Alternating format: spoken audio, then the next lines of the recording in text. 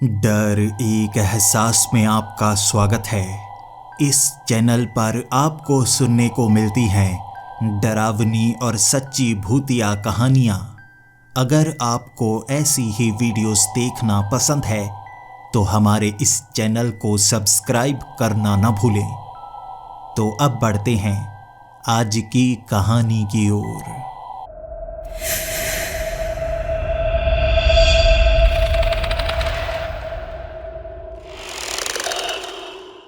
Hello दोस्तों, मेरा नाम रसल है और मैं फिनलैंड का रहने वाला हूँ। मेरी उम्र 60 साल हो चुकी है, इसीलिए मैं काम से रिटायर हो चुका हूँ।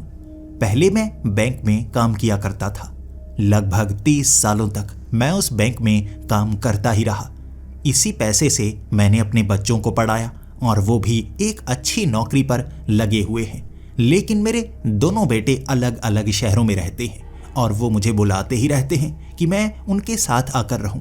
अब मैं रिटायर हो चुका था तो सोच रहा था कि उनके पास जाऊं या ना जाऊं। यहाँ जिंदगी अकेले बिताने में बहुत अच्छी लगती है। 10 साल पहले मेरी बीवी की मौत हो चुकी है। तब से मैं अकेला रहना सीख चुका हूँ। अपने बच्चों पर भी बोझ नहीं बनना चाहता, इसीलिए मैं ढूंढना शुरू हो गया था एक ऐसा घर जो इस शहर से बहुत दूर हो। पहाड़ों के बिल्कुल बीच बना हुआ कोई ऐसा घर जहां मैं शांति से बुढ़ापे को गुजार पाऊं। इसी तरह मैं हमेशा से जिंदगी जीना चाहता था, लेकिन कई बार आप पर ऐसी जिम्मेदारियां होती हैं कि आप उन जिम्मेदारियों से दूर भाग नहीं सकते। मैं भी भाग नहीं पा रहा था, लेकिन अब मैं रिटायर हो चुका हूं। मेरे बच्चे भी अब अपनी जिंदगी खुशी खुशी जी रहे हैं, इसीलिए इस शहर को अलविदा कह के मैं इनारी गांव की तरफ बढ़ गया। वो पहाड़ों के बीच बना हुआ गांव, जहां पर जैसे दुनिया बिल्कुल अलग तरह से चलती है, पूरी तरह से शांति रहती है और कहते हैं वहां घर बहुत ज़्यादा सस्ते हैं और मैं एक सस्ता घर खरीदकर अपनी पूरी जिंदगी वहीं पर बिताऊंगा। हो सकता है कभी कभी मेरे बेटे मेरे पास घूमने के लिए आएंगे। वहां ज़्यादातर लोग घूमने के लिए जाते हैं, शांति का एहसास पाने के लिए। बाकी जो काम में बहुत ज़्यादा उलझे रहते हैं उनके पास तो समय होता ही नहीं। इनारी गांव में पहुंचकर मुझे ऐसा एहसास नहीं हुआ कि ये कोई छोटा शहर हो। ये काफ़ी बड़ा शहर लग रहा था। बड़ी बड़ी इमारतें भी बनी हुई थीं, जबकि छोटे छोटे घर भी थे। यहाँ एक प्रॉपर्टी एडवाइज़र से मैंने कांटेक्ट किया था और उसे बताया था कि मुझे एक ऐसा घर चाहिए जो बहुत ज़्यादा सस्ता हो। मैं चाहता था सबसे सस्ता घर भी मैं खरीद लूँगा, क्योंकि अब तो मुझे बुढ़ापा ही गुजारना है। मेरे ज़्यादा शौक नहीं बचे हैं। मैं जितनी पेंशन मिलेगी उतने में घर का गुजारा करने की कोशिश करूँगा, इसीलिए खर्च ज़्यादा नहीं कर सकता। प्रॉपर्टी एडवाइज़र ने मुझे बताया था कि यहाँ पर कई ऐसे घर हैं जो काफ़ी सस्ते मिल रहे हैं, लेकिन मैं चाहता था काफ़ी ज़्यादा सस्ता घर मिले। मुझे तो वो भी महंगे लग रहे थे। उसने मुझे करीबन 2 से 3 दिन का समय मांगा। मैंने होटल में एक कमरा लिया हुआ था और यहाँ की खूबसूरती मुझे जैसे बांधे रखी हुई थी।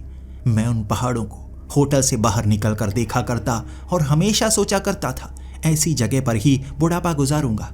जवानी के समय आपको काम करना पड़ता है, बिल्कुल कैदी की तरह। हर रोज आपको एक जगह पर बंद कर रहना पड़ता है, लेकिन जब आप रिटायर हो जाते हैं आप आज़ाद हो जाते हैं। आज़ादी के वो पंछी बनकर आप पहाड़ों में, आप वादियों में घूमना चाहते होंगे। मेरी यही उम्र थी, इसीलिए 2 दिनों तक होटल से बाहर निकलकर उन पहाड़ों को देखने में जैसे मुझे सुकून मिला करता था। मुझे ऐसा लगा करता था जिंदगी यहीं पर है। और 2 दिनों में वो प्रॉपर्टी एडवाइज़र ने मुझे कई पेपर ला कर दिए थे। वो घरों के बारे में बताया था और मैं उन घरों की तस्वीरें देखता जा रहा था। उनमें से एक घर मुझे बहुत अच्छा लगा। देखने में बड़ा लग रहा था, लेकिन कीमत बहुत ज़्यादा कम थी। प्रॉपर्टी एडवाइज़र से मैंने कहा, क्या मैं ये घर खरीद सकता हूँ? उसने बस एक ही चीज़ कही थी जब मैंने उस घर की बात की थी। उसने कहा, आप भूत प्रेत पर यकीन तो नहीं करते? मैंने कहा, नहीं नहीं, मैं भूतों पर यकीन नहीं करता। मैं मानता नहीं कि भूत प्रेत होते हैं। उसने कहा, फिर ठीक है, फिर आप ये घर देख सकते हैं। जो लोग भूत प्रेत पर यकीन करते हैं वो ऐसे घरों में रहना पसंद नहीं करते। मैं उसकी बातें सुन रहा था, लेकिन मुझे वो घर इतना पसंद आया था मैं अपनी बात पर अड़ गया था कि मुझे ये घर खरीदना है, क्या तुम मुझे ये घर दिला दोगे? उसने कहा बिल्कुल, अगर आप मेरे साथ चलने को तैयार हैं तो मैं आपको वो घर दिला सकता हूँ। अब ये जो तारीख थी उसके बारे में आपको थोड़ा डिटेल से बताता हूँ। फिनलैंड जो कि उत्तरी ध्रुव के काफ़ी करीब बना हुआ देश है और यहाँ पर लगभग 9 महीने रात रहती है और 3 महीने दिन होता है, खास तौर पर ऊपरी इलाके में। कई जगह तो ऐसी भी हैं जहां 11 महीने तक रात रहती है और सिर्फ 1 महीने ही रोशनी निकलती है। और कल से ही जैसे पूरी तरह से पूरा का पूरा दिन अंधेरे में गुजरने वाला था और आने वाले 9 महीने ऐसे ही होने वाले थे। रात के अंधेरे में मैं उस प्रॉपर्टी एडवाइज़र के साथ उस घर को देखने के लिए निकला था। वक्त दोपहर के 12 बजे का था, लेकिन यहाँ काफ़ी ज़्यादा अंधेरा महसूस हो रहा था। मैं जब उसके साथ उस जगह पर पहुंचा था, आसपास कोई घर नजर नहीं आया था और उसने भी गाड़ी के जो शीशे थे वो काले करवा रखे थे। जैसे ही मुझे उसने उस घर के बाहर निकलने को कहा, वो मुझे कह रहा था इधर उधर मत जाइए, आपको ये घर देखना है तो सीधा घर में जाइए। कई बार ऐसे अंधेरे में लोग घबरा जाते हैं, वो यहाँ पर लोग भूत प्रेत पर ज़्यादा यकीन करते हैं ना, इसीलिए सीधा घर में जाइए। मैंने आसपास देखा तक नहीं, वहां दूर दूर तक कोई खास घर नजर नहीं आ रहे थे क्योंकि अंधेरा था और किसी ने भी लाइट नहीं जला रखी थी। स्ट्रीट लाइट आज खराब थी, उस प्रॉपर्टी एडवाइजर ने मुझे बताया था। तो मैं सीधा उस घर के अंदर गया। जैसे ही मैं घर को अंदर से लाइट जलाकर देखने लगा, मेरी आंखें चुंधिया गई थी।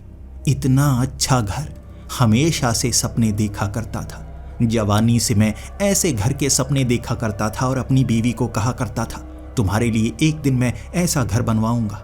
30 साल गुजर गए, बच्चों को पढ़ाने में खर्च हुआ, कई बार बीमारियों ने खर्च करवा दिए और ज़्यादा पैसे मैं जोड़ नहीं पाया। फिर भी खुशी है, बच्चों को अच्छी जगह में भेज पाया था। लेकिन अब बीवी के जाने के बाद मैं इस घर में रह सकता था। हो सकता है मेरी बीवी की आत्मा मेरे आसपास हो, वो महसूस करे खुशी का वो एहसास कि मैंने आखिरकार वो घर खरीद ही लिया।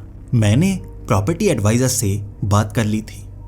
अब ये घर मुझे खरीदना है, मुझे ये घर बहुत ज़्यादा अच्छा लगा है और वो भी बहुत ज़्यादा खुश था कि आपको ये घर बहुत ज़्यादा पसंद आया। मैं खुश हूँ। आपको डिस्काउंट की बात भी मैं बताना भूल गया।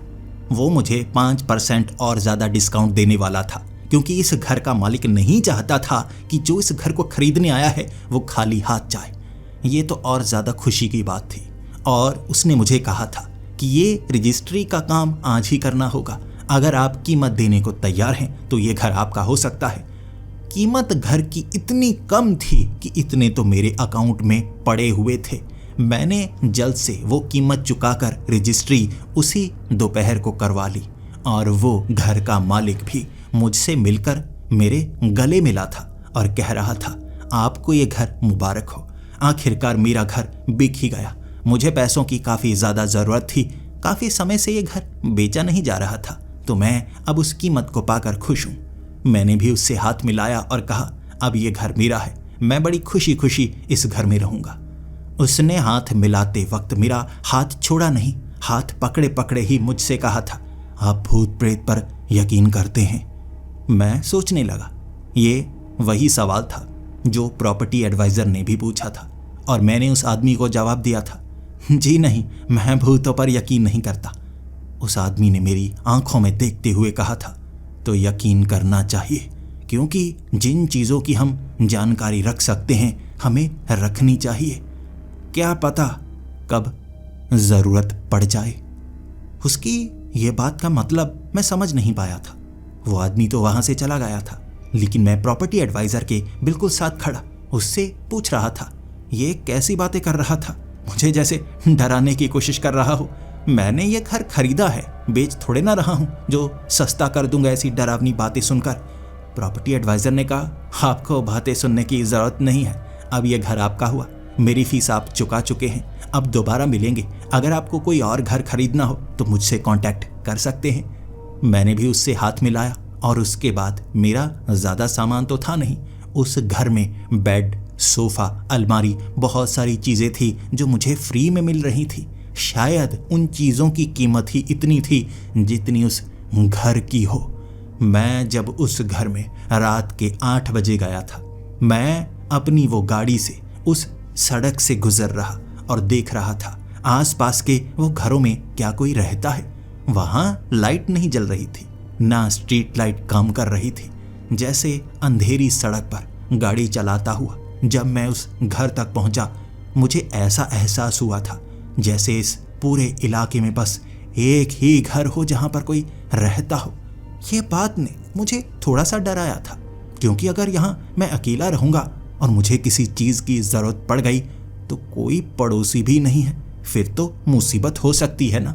लेकिन आज मैं बहुत ज्यादा थका हुआ था, बूढ़ा शरीर ज्यादा काम नहीं कर सकता। मुझे लगा मुझे घर के अंदर जाकर सो लेना चाहिए। सुबह उठूंगा, देखूंगा किसी से बात की जा सकती है या नहीं। वैसे भी अब 9 महीनों तक सूरज तो चढ़ने वाला नहीं। वो रात मुझे नींद बहुत अच्छी आई थी। जब आपके सपने पूरे हो चुके हों तो आपको नींद अच्छी ही आती है ना। सुबह का वक्त 8 बजे का होगा, अंधेरा अब भी था। लेकिन जब आपको हर रोज एक खास समय पर उठने की आदत हो तो आंखें दर्द करने लगती हैं। उठना जैसे जायज हो जाता है। मैं भी 8 बजे उठा था और मुझे लगा बाहर थोड़ी ठंड होगी। मोटे कपड़े पहनकर सैर के लिए जाता हूँ। होगा जरूर अंधेरा, लेकिन हो सकता है स्ट्रीट लाइट ठीक हो गई हो। मैं जब घर से बाहर निकला था, सच में स्ट्रीट लाइट्स ठीक हो गई थी, लेकिन काफी दूरी पर बनी हुई वो स्ट्रीट लाइट पूरी की पूरी सड़क पर जैसे रोशनी नहीं कर पा रही थी। आसपास के घर भी मुझे दिखने लगे थे जहां पर कुछ लाइट भी थी। और जैसे ही मैं घर से थोड़ा आगे की तरफ निकला, एक बच्चा खेलता हुआ मुझे दिखा। वो सड़क पर अपने छोटे से बैटरी वाले स्कूटर पर बैठा हुआ जैसे टांगों से धक्का देने की कोशिश कर रहा। शायद उसका वो स्कूटर काम नहीं कर रहा था। मैं भागता हुआ उसके करीब गया, उस बच्चे के स्कूटर को पीछे से धक्का देने लगा। वो काफी ज्यादा खुश हो गया क्योंकि वहां थोड़ी सी ढलान थी। मैं धक्का देता गया, वो स्कूटर चलाता गया। उसे बहुत ज्यादा अच्छा लग रहा था और आगे मैंने ध्यान दिया, शायद वो उसका पिता था जो उसे देखकर बहुत ज्यादा खुश था। वो उससे दूर आ गया था और मैं उस आदमी से बातें करने लगा। एक तो मिला जो यहाँ आसपास रहता है और आसपास बच्चे भी खेलते हैं, ये मेरे लिए अच्छी बात है। दोस्ती बनाने की कोशिश करता हूँ। मैं उस आदमी से बातें करने लगा था और वो भी मुझे अपने बारे में बता रहा और मुझसे मेरे बारे में पूछ रहा। मैंने तो अपनी पूरी की पूरी जन्म कुंडली उसे बता दी, कैसे बच्चों को पढ़ाया। मैं बैंक में काम किया करता था, अब इस शहर में आया हूँ। ये शहर मेरे लिए नया है, मुझे बहुत अच्छा लग रहा है। उसने भी बताया उसकी शहर में एक पॉन शॉप है, यानी कि पुराने सामान को खरीदने बेचने वाली दुकान। और वो ज्यादातर वहां पर बैठता नहीं, वहां काम करने वाले 2 लड़के रखे हुए हैं और खुद परिवार के साथ समय बिताता है। मैं उससे बातें करता गया, इस शहर के बारे में जानता गया। मैं अपने घर से काफी आगे निकल आया था और आसपास मुझे कई घरों में लाइट जलती हुई दिख रही थी। फिर मैं उससे पूछने लगा, क्या यहाँ पर लोग घर से बाहर नहीं निकलते? इस समय भी बाहर निकला हुआ कोई नजर नहीं आ रहा। उसने कहा, निकलते तो हैं, दिन के वक्त लोग यहाँ निकलते हैं, अब नजर नहीं आ रहे हैं। थोड़ी देर देखिए, यहाँ तो भीड़ लग जाएगी। मैं उससे बातें करता जा रहा था। सच में जैसे सुबह सुबह घूमने वाले लोगों की संख्या बढ़ती जा रही थी। आसपास कई घरों के दरवाजे खुले, लोग बाहर निकले, कुछ बच्चे, कुछ लड़कियां, जैसे वो कहीं घूमने के लिए गई हों या कॉलेज जा रही हों। ऐसे कई लोग थे, भीड़ बनाकर मुझे नजर आने लगे थे। और मैं उस आदमी से भी पूछ रहा था। यहाँ तो काफ़ी अच्छा माहौल बन गया। पहले मैं थोड़ा सा डर रहा था कि बिल्कुल खाली खाली सा इलाका है। वो पीछे वाला घर मेरा है, उसके आगे भी कुछ घर तो होंगे ही। जब मैंने उसे अपने घर के बारे में जानकारी दी, मैंने देखा कुछ समय के लिए उसका चेहरा जैसे उतर गया था, जैसे वो कुछ ऐसा जानता हो जो मुझे पता ना हो। थोड़ा सा डर गया था वो। मैंने उस आदमी से सवाल पूछा, क्या हुआ, आप थोड़ा घबरा क्यों गए? उसने कोई जवाब नहीं दिया, लेकिन मेरे घर की तरफ देखे जा रहा था। फिर वो कहने लगा, मुझे थोड़ा सा घर में काम है, चलो बेटे चलो, घर के अंदर जाने का समय हो गया है। मेरी बातों के बाद जैसे उस पर कोई असर हुआ हो, वो जल्दी से अपने बेटे को लेकर घर चला गया। अलविदा तक ना कहा। इतनी देर से मुझसे बातें कर रहा था, इतने अच्छे से बातें कर रहा था, भविष्य की बातें कर रहा था, कि सुबह सुबह हम निकला करेंगे, सैर के लिए जाया करेंगे, मैं आपको शहर घुमाने के लिए लेकर जाऊंगा। लेकिन अब जैसे मेरे घर का नाम सुनकर उसका चेहरा उतर गया था। वो तो घर चला गया। मुझे लगा चलो कोई बात नहीं, हो सकता है उसे कोई परेशानी हो, इसीलिए मुझे ऐसा एहसास हुआ। मैं आगे सैर करने के लिए निकल चुका था। जैसे जैसे उन घरों के पास से मैं गुजरता गया, मुझे एहसास हो गया मेरा वो घर अकेला नहीं है, यहाँ और भी कई घर बने हुए हैं। लेकिन जो मेरा घर है इन घरों से काफ़ी ज़्यादा पीछे है। उस घर के दूसरी साइड मुझे जाना चाहिए, देखना चाहिए क्या वहाँ पर भी कोई घर बना हुआ है या नहीं। मैं दूसरी दिशा में चलने लगा था। जब मैं अपने घर के आगे से निकल रहा, मुझे मेरे घर और उन घरों के बीच खाली पड़ी वो जगह नजर आई। बीच में काफ़ी ज़्यादा खाली जगह थी और शायद मेरा घर उन घरों से दूर था। आगे की तरफ जब मैं चलना शुरू हो गया, वहाँ भी खाली पड़ी जगह थी और उसके आगे बहुत ज़्यादा वीरान सा इलाका। सड़क के ऊपर भी जैसे थोड़ी थोड़ी घास उगी हुई थी और मुझे लगा शायद इस तरफ लोग नहीं आते हैं, ना ही गाड़ी के टायर के कोई निशान थे। मुझे इस तरफ से नहीं जाना चाहिए, यहाँ गड़बड़ हो सकती है। हो सकता है कोई जानवर इस जंगली इलाके से निकल कर आए, या कोई सांप मुझे काट ले, या कोई मकड़ी ही मेरे कपड़ों के अंदर चली जाए। इससे मेरी जान को खतरा हो सकता है। मुझे उस तरफ नहीं जाना चाहिए। मैं वापस मुड़ा। काफ़ी चलने के बाद मैं अपने घर के बिल्कुल सामने से गुजरा था।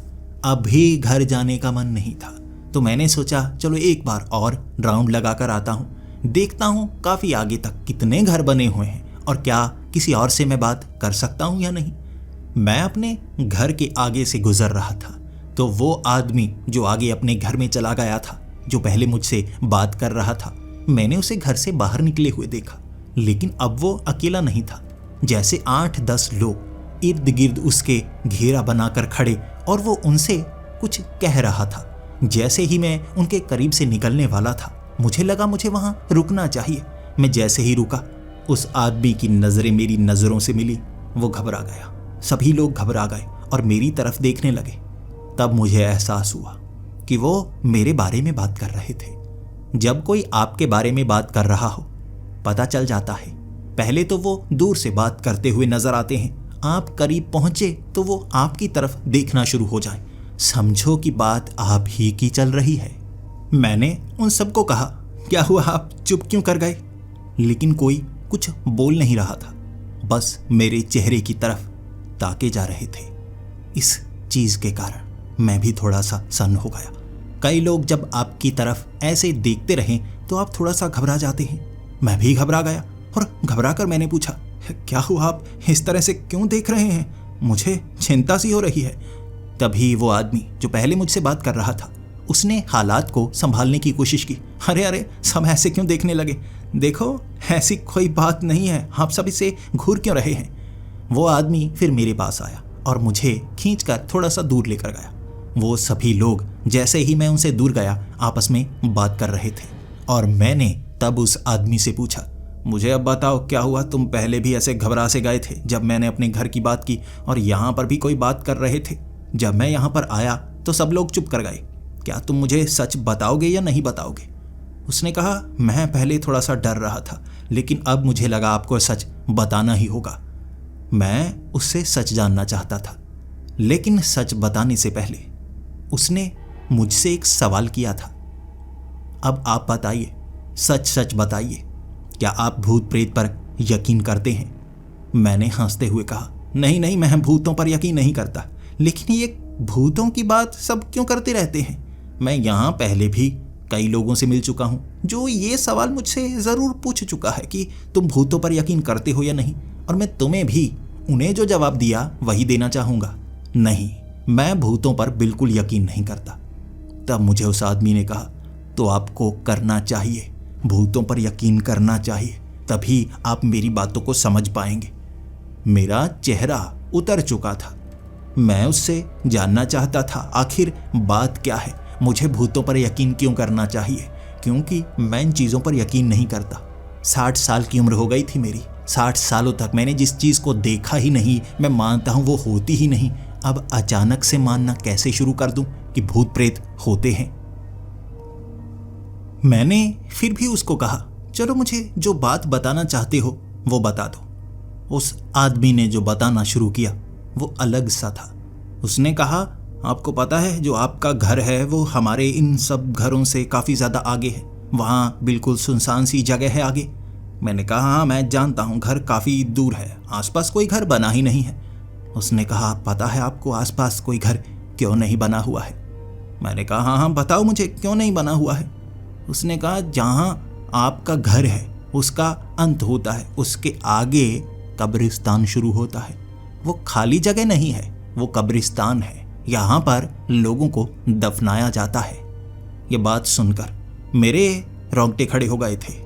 मैं भले ही भूतों पर यकीन नहीं करता था, लेकिन घर के साथ अगर कब्रिस्तान सटा हुआ हो, डर लगना जायज़ है। मैं भी थोड़ा सा डर गया था, लेकिन फिर खुद को समझाने लगा, कहीं ये मुझे डरा तो नहीं रहा। यहाँ लोग डराते बहुत हैं। ये सवाल मैंने उससे कहा, सच बताओ कि वहाँ कब्रिस्तान है इसीलिए सब बातें कर रहे हैं कि मैंने वो घर खरीदा है?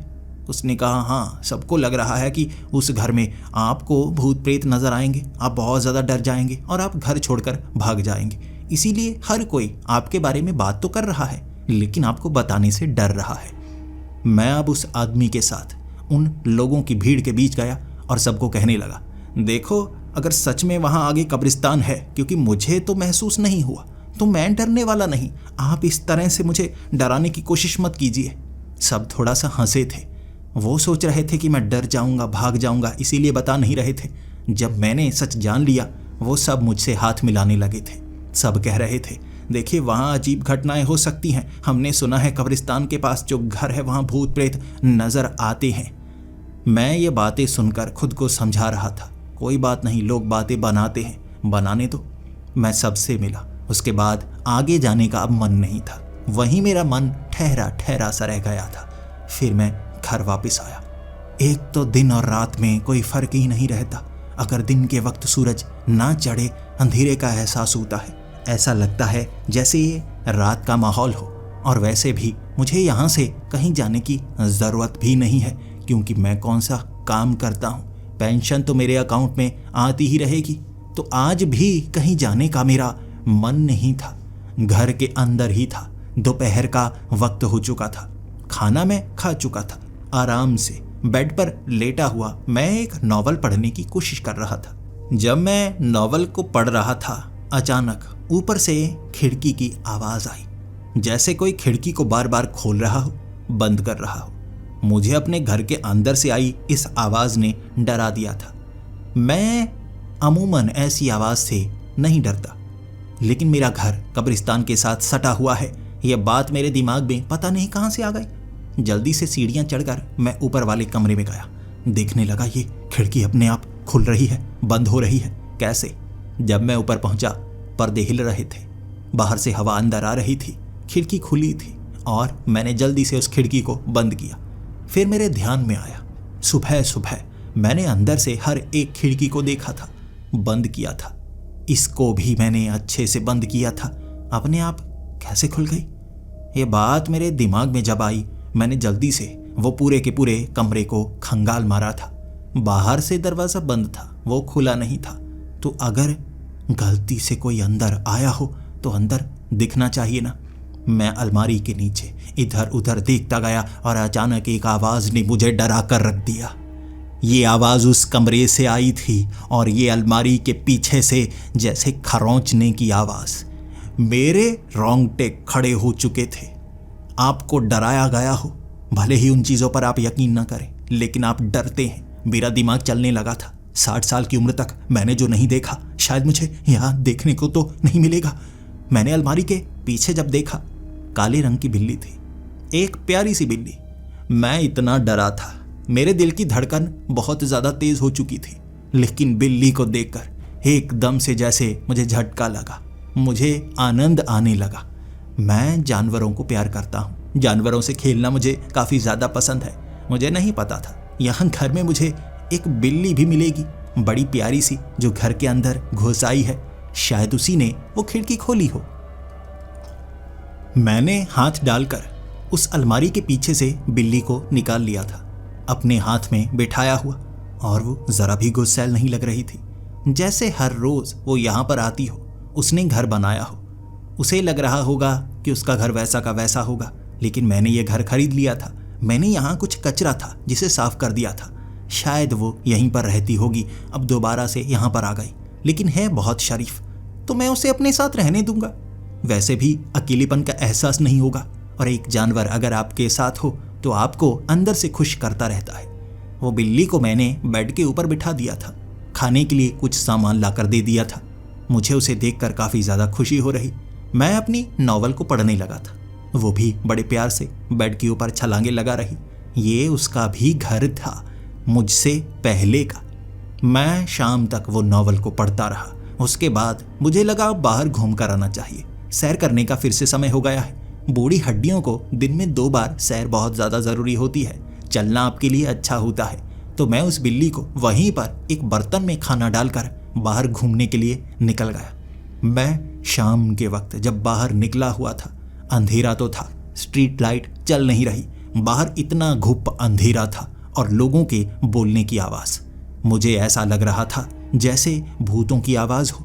अंधेरे में लोग घूम रहे हैं, कोई टॉर्च भी नहीं जला रहा। मैं घर के अंदर गया, टॉर्च लेकर आया।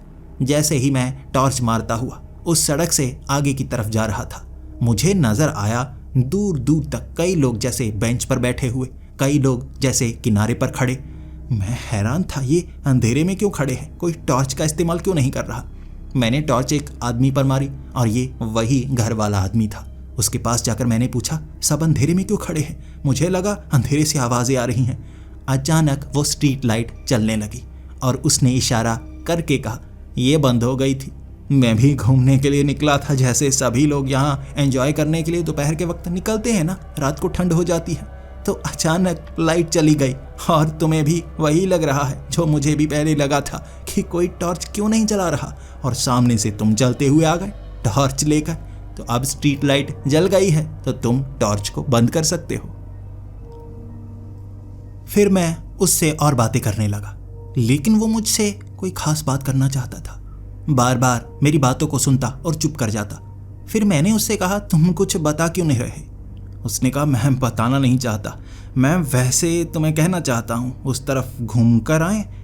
मैंने कहा, किस तरफ? उसने कहा, तुम्हारे घर के आगे की तरफ। कभी कभी मैं वहाँ जाया करता था और मुझे काफ़ी ज़्यादा अच्छा लगा करता था, लेकिन भूत जब से मुझे नज़र आए ना, मैं थोड़ा सा डर गया, उस तरफ जाना बंद कर दिया। लेकिन रोमांच नई चीज़ करने में ही है। क्या उस तरफ हमें जाना चाहिए? तुम भी जाना चाहोगे?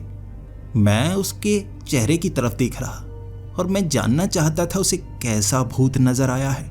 उसने कहा, काफ़ी डरावना सा था, जिसे देखकर डर लग रहा था।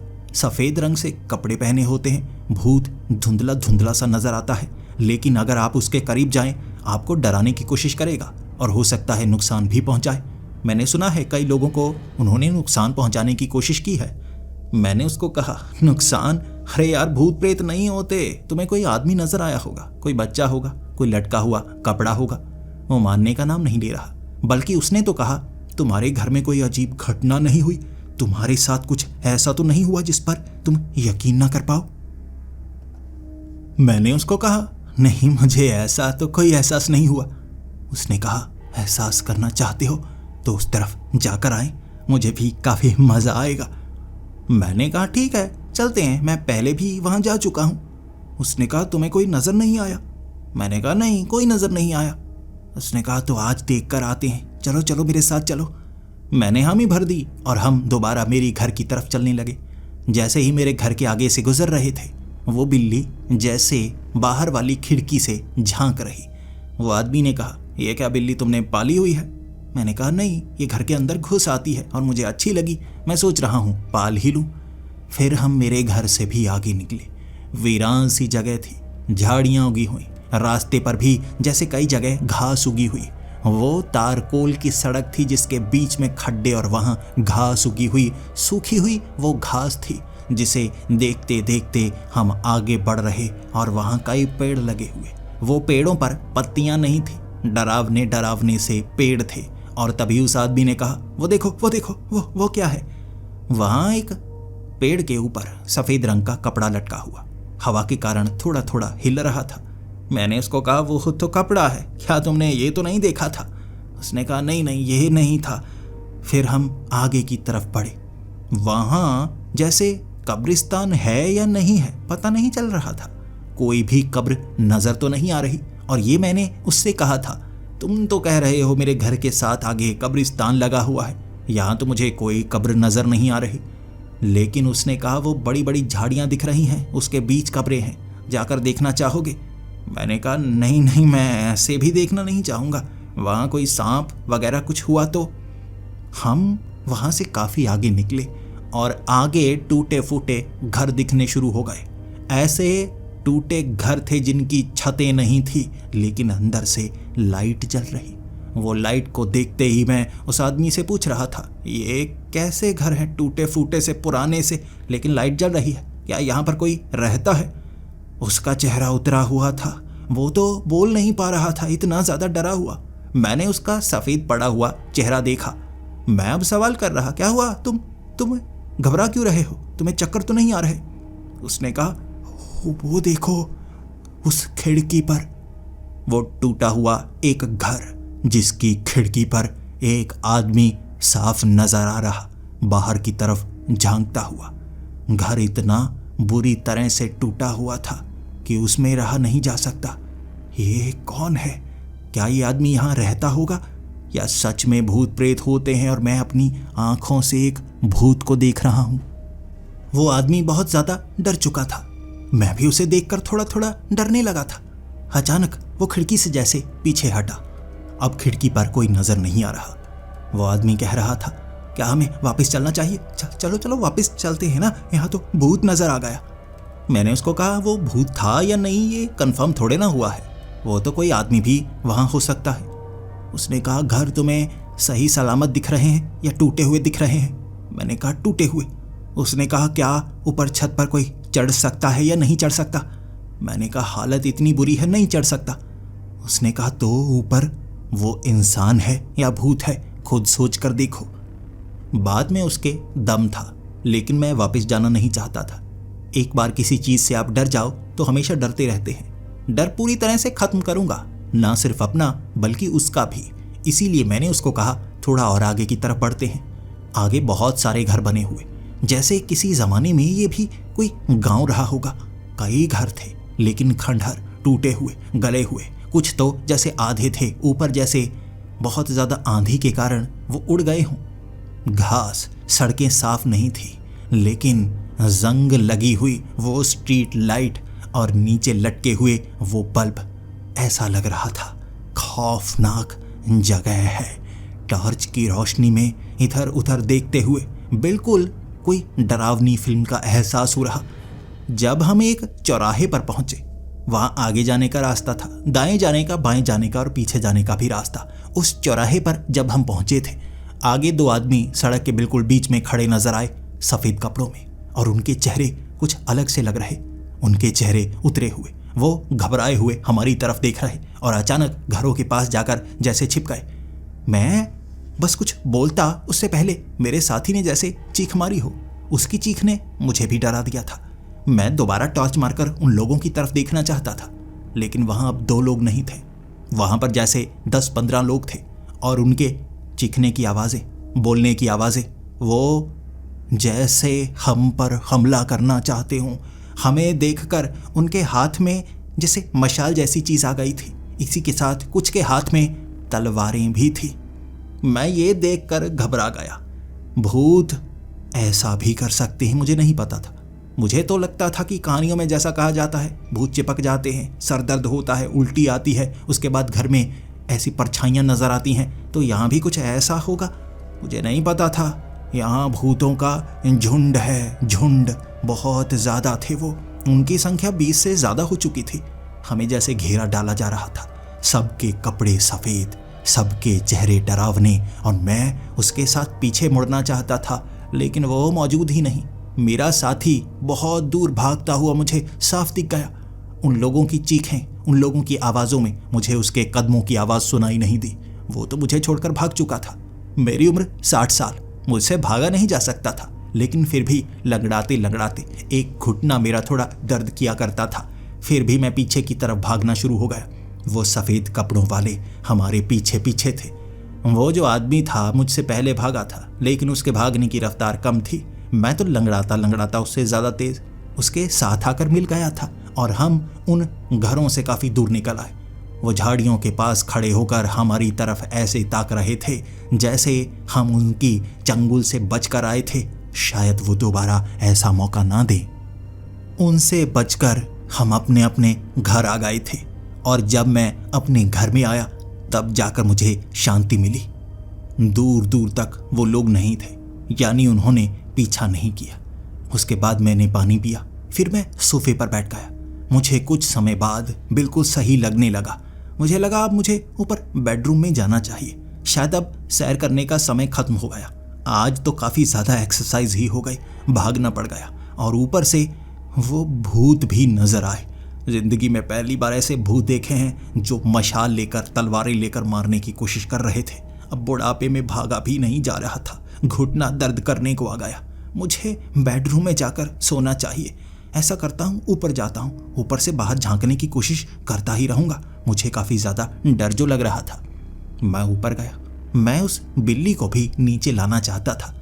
मैं जैसे ही ऊपर वाले कमरे में गया, वो खिड़की खुली थी, पर्दे लहरा रहे थे, बाहर से हवा अंदर आ रही थी। लेकिन उससे ज़्यादा अजीब, पूरे के पूरे कमरे में काले रंग की राख से दीवारों पर निशान बने हुए। ऐसा नहीं था कि ये निशान बिल्ली ने बना दिए हों, पूरे शैतान के डिज़ाइन बने हुए थे। ऐसे निशान शैतान को पूजने वाले बनाते हैं और ये निशान दीवारों पर देखकर मेरे रोंगटे खड़े हो गए थे। ये क्या? ये कमरे में किसने बनाए और बिल्ली कहाँ पर है? मैंने उस बिल्ली को ढूंढने की कोशिश की, वो बिल्ली नहीं मिली। उसके बाद मैंने खिड़की बंद की। अब की बार अंदर से वो लोहे की जो कील थी फंसा डाली मैंने। वो कील तब फंसाई जाती है जब कुंडी अच्छे से ना लगे, यानी कोई ना कोई तो उस खिड़की को खोलता होगा ना। तो बिल्ली अब अंदर आए ना आए, लेकिन ऐसे हालात दोबारा नहीं बनने चाहिए। हो सकता है कोई घर के अंदर घुसकर आया और ये मुझे डराने के लिए निशान बना कर गया। यकीनन ये उन भूतों ने किया होगा। वो पीछे आए थे ना, घर के अंदर निशान बना कर गए, मुझे चेतावनी देकर गए हैं कि मैं उस तरफ ना आऊं। अब मैं क्या करूं? मैं डरा हुआ था और नीचे कमरे में आकर मैं रात भर सोने की कोशिश करता रहा। जरा सी झपकी आती, लेकिन जैसे ही भूतों के चेहरे आंखों के सामने घूमने लगते मैं घबरा जाता। ऊपर से ऊपर वाली जैसे खिड़की बार बार खुल जाती और वो खिड़की टकराने लगती हवा के कारण। घर अंदर से ठंडा भी हो रहा था, लेकिन मैंने दरवाज़ा बंद कर दिया। ऊपर जाकर दोबारा खिड़की बंद नहीं की। जब सुबह तक ये सब होता रहा, मैं डर चुका था। यहाँ तो अंधेरा खत्म ही नहीं होता। सुबह हो गई है, मुझे मदद मांगनी चाहिए। मैं ऊपर वाले कमरे में नहीं जाने वाला। हो सकता है कोई भूत मुझे चिपक जाए, तो मैं उस आदमी से जाकर मदद मांगता हूँ। मैं घर से बाहर निकला, पीछे मुड़कर तक नहीं देखा कि उस दिशा में कब्रिस्तान है या नहीं है, भूत खड़ा है या नहीं है। मैं तो उन घरों की तरफ भागने लगा। पहले तो वो खाली सी जगह जो मेरे घर और उन घरों के बीच थी, वहाँ मुझे डर लग रहा। अब एहसास हो रहा था ये घर इतना सस्ता क्यों मिल रहा था।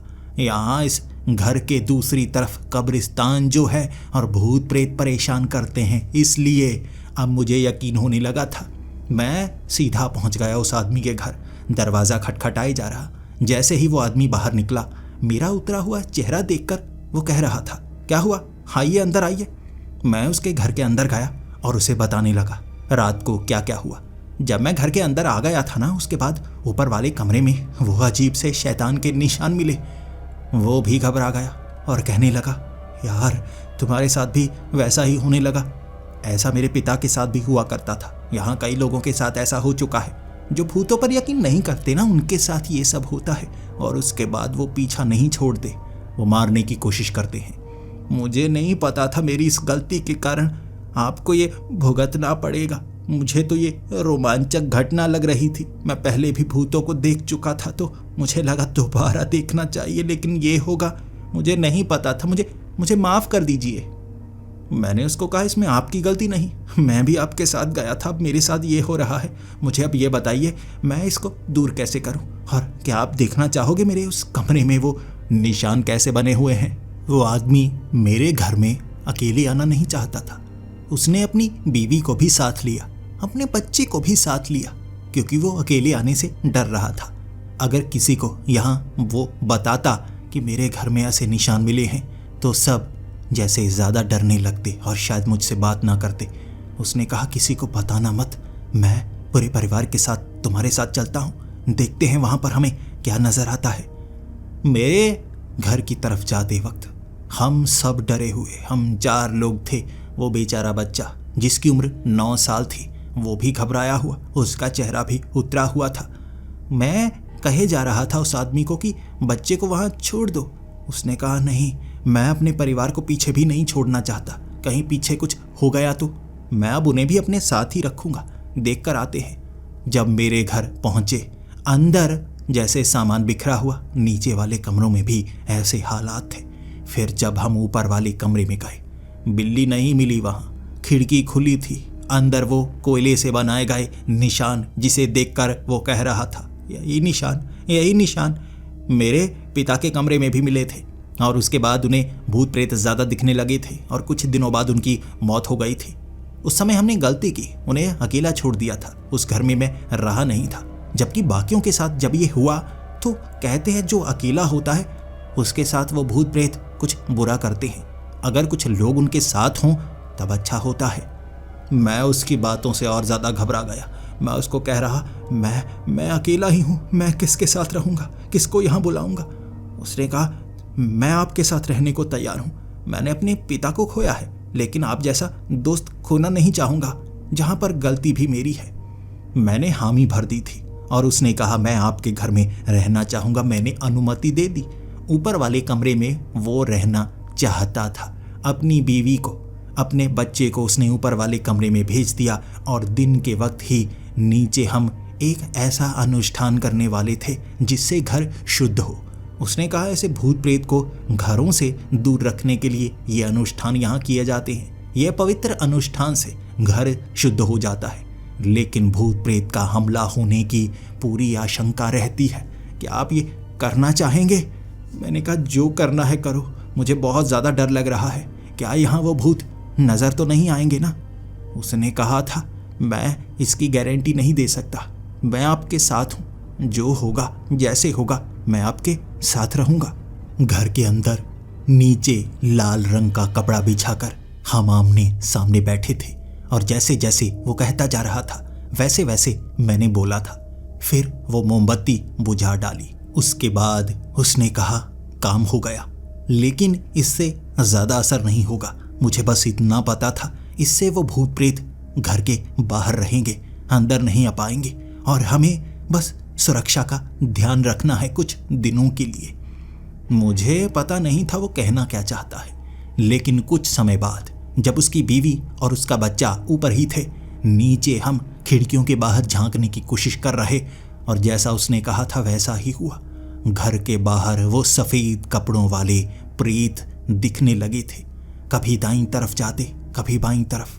वो भीड़ बनाकर आए थे, आगे की तरफ निकल गए उन घरों के पास और वो आदमी कहने लगा मेरा घर खाली है, कहीं मेरे घर में वो आशियाना ना बसा ले या हमारे इस इलाके में कुछ और लोगों को परेशान ना करें या मारने की कोशिश ना करें। सब डरे हुए थे, हम बस वहीं छिपे छिपे देखना चाहते थे वो प्रेत करना क्या चाहते हैं। उसके बाद उन्होंने घर के आगे वो गेट के आगे खड़े होकर ऊपर की तरफ झांकना शुरू कर दिया। मैं उसके साथ ऊपर के कमरे में पहुंचा था। उसकी बीवी और उसका बच्चा बहुत ज़्यादा डरे हुए। ऊपर से हम नीचे देख रहे थे और वो नीचे से कुछ बोल रहे। अंदर तक आवाज़ तो नहीं आ रही थी, लेकिन हमें बहुत ज़्यादा डरा कर रखा हुआ था। फिर अचानक जैसे वहाँ से वो चले गए, लेकिन उस आदमी का कहना था वो अभी गए हैं, धीरे धीरे उनकी घटनाओं की संख्या बढ़ेगी, हमें ध्यान रखना होगा। रात का वक्त हो चुका था। दोबारा वो सफ़ेद कपड़ों वाले प्रेत हमें नज़र नहीं आए थे, लेकिन जब 8 बजे नीचे मैंने खाना बनाया था, क्योंकि वो परिवार अब मेरे साथ रहने लगा था, तो मैंने सबके लिए अच्छा अच्छा खाना बनाया। जैसे ही मैं डाइनिंग टेबल पर बैठा, मुझे उस आदमी के बच्चे की हरकतें अजीब सी लग रही थी। वो बस छत की तरफ बार बार डरते हुए देख रहा। उन दोनों ने ध्यान नहीं दिया था, लेकिन मैंने कहा कि क्या हुआ, तुम छत की तरफ क्यों देख रहे हो? तभी उस आदमी का ध्यान भी अपने बच्चे की तरफ गया।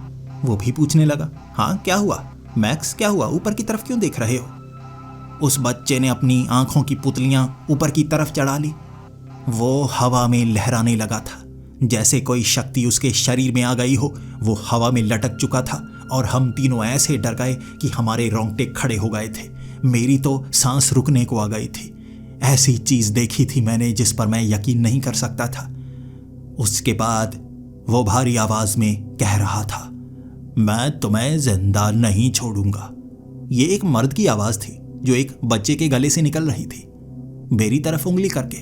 तुम्हें जिंदा नहीं छोड़ेंगे, तुम्हें जिंदा नहीं छोड़ेंगे।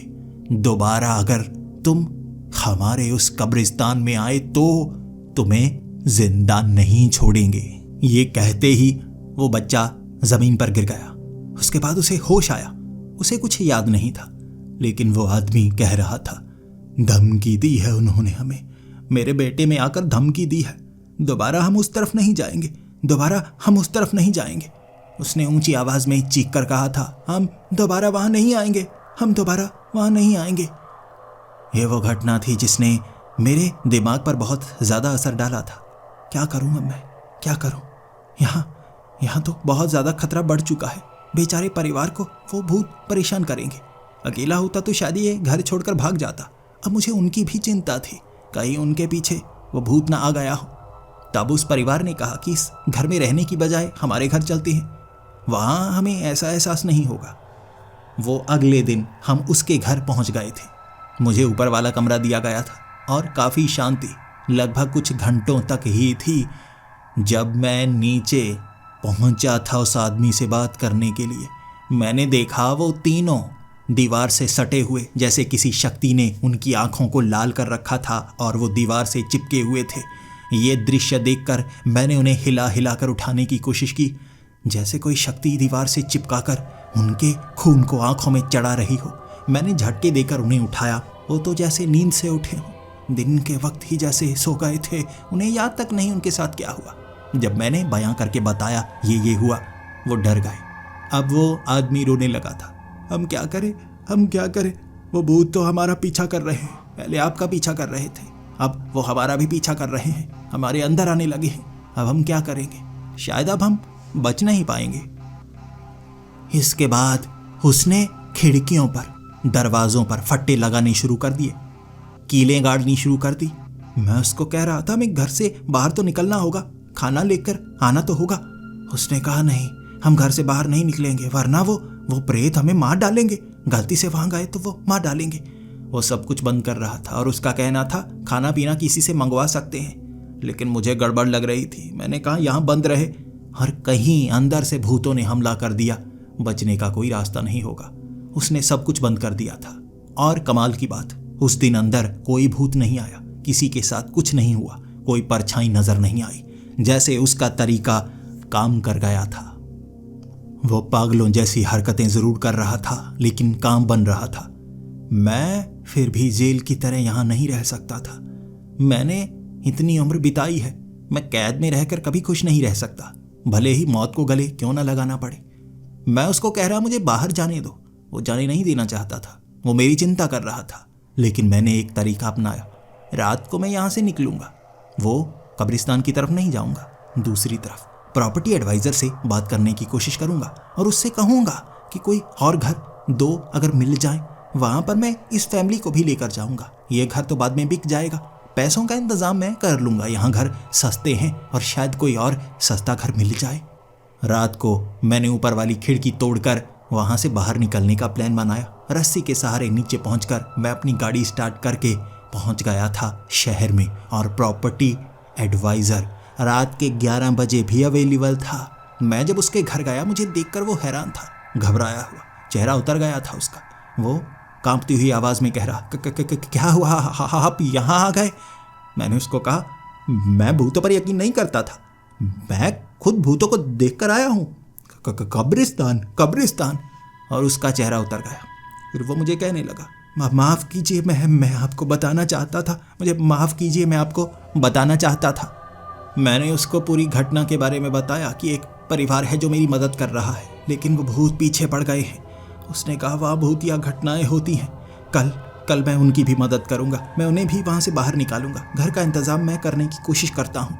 वो रात मैंने उसी के घर पर बिताई थी और जब अगला दिन हुआ, वहाँ सूरज तो तब भी नहीं चढ़ा था। अंधेरे में ही वो अपने 2-3 साथियों के साथ जो एक चर्च में काम किया करते थे, उन्हें लेकर जब मैं अपने घर के पास पहुंचा, मेरे होश उड़ गए जो मैं देख पा रहा था। मैंने उसको कहा था वो आगे कब्रिस्तान है मेरे घर के, वहाँ से भूत आते हैं, और उसने कहा वहाँ कब्रिस्तान नहीं, वहाँ कोई खंडहर नहीं है। गाड़ी उस तरफ से लेकर आया था, वहाँ घर बने हुए थे, बहुत सारे घर। जो रात को भूत जहाँ से आए थे वहाँ तो घर थे, और वहाँ ज्यादातर बुजुर्ग लोग रहते थे सफेद कपड़ों में। मैंने कहा ये प्रेत है। उसने कहा नहीं, ये प्रेत नहीं है, ये लोग हैं। ये कुछ लोग चर्च में काम करते हैं, यहाँ रहते हैं और यहाँ इन्हें भूत नजर आते हैं। तो कौन सा परिवार है? मैंने कहा यहाँ परिवार नहीं है, वो आगे वाले घर, ये तो कब्रिस्तान है। और उसका चेहरा उतर गया जब वो गाड़ी मेरे घर तक लेकर गया और उसने दिखाया मुझे उंगली करके आगे का इलाका। आगे कोई घर नहीं था, आगे कब्रिस्तान, भरा पड़ा था कब्रिस्तान। और जहाँ उस आदमी का घर था जो मुझे जानता था, वहाँ भी कब्रिस्तान था। और उसने कहा आपको कौन सा साथी मिला? मैंने कहा वहाँ से। उसने कहा वहाँ तो भूत प्रेत रहते हैं, शायद आपको जो लोग मिले वो भूत थे। जिस घर में आप गए, जहाँ घूमते थे, वो कब्रिस्तान था, और जो वो बताते थे वो रहने लायक इलाका। मेरे साथ साथ सबके होश उड़े थे जब कब्रिस्तान में हमने भूतों की भीड़ देखी थी। वो लड़का, वो उसकी माँ और उसका वो बाप जो मेरा दोस्त बना था, वो सामने भूत की तरह खड़े थे। और हमने गाड़ी रिवर्स में लगाई और वहीं से निकल गए। वो भूतों के झुंड में मैं इतने दिन रहा था और वो एहसास डरावना था। मैं उस घर में दोबारा नहीं गया और मुझे कोई डरावना एहसास दोबारा हुआ भी नहीं। मैं उस शहर से बाहर निकल गया था। मुझे लगा मेरे बेटे के साथ रहना ही सही होगा।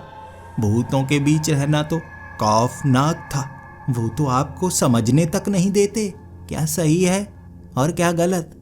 आज तक मैं इंतजार कर रहा हूँ कोई नया खरीदार मिल जाएगा वो घर का, लेकिन कोई उसे खरीदना नहीं चाहता। शायद होगा कोई जो किसी और शहर से आएगा, जिसे मालूम नहीं होगा कि वहाँ क्या होता है, खरीदेगा वो घर और मैं भी खुश हो जाऊंगा। खुद चाबी दूंगा, उसे गले से लगाऊंगा और कहूंगा ये घर आखिरकार बिक गया। मेरी थोड़ी कमाई तो हुई, मेरे पैसे वापस तो आए। मैं आज तक उस घटना को याद करके बहुत डर जाता हूँ और मैं मानता हूँ कभी कभी जो हमें दिखता है वो सच नहीं होता, और उन सच्चाइयों को जानने के लिए हमें कोशिश करनी चाहिए।